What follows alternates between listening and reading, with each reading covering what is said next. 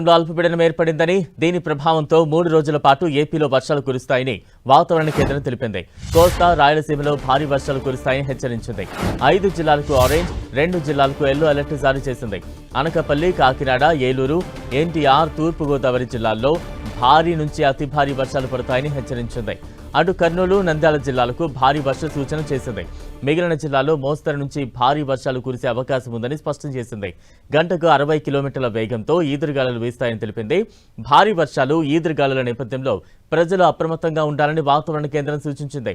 మత్స్యకారులు వేటకు వెళ్లొద్దని హెచ్చరించింది.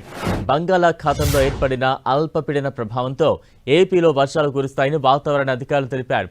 ప్రస్తుతం ఉత్తరాంధ్ర, దక్షిణ ఒడిశా తీరాలకు సమీపంలో పశ్చిమ మధ్య వాయువ్య బంగాళాఖాతంలో ఈ అల్పపీడనం కేంద్రీకృతమై ఉందని వాతావరణ శాఖ అధికారులు వెల్లడించారు. దీనికి అనుబంధంగా ఒక ద్రోణి కూడా కొనసాగుతోంది. దీని కారణంగా తీరం వెంబడి గంటకు 40 నుంచి 60 కిలోమీటర్ల వేగంతో బలమైన ఈదురుగాలులు వీచే ప్రమాదం ఉందని హెచ్చరించారు.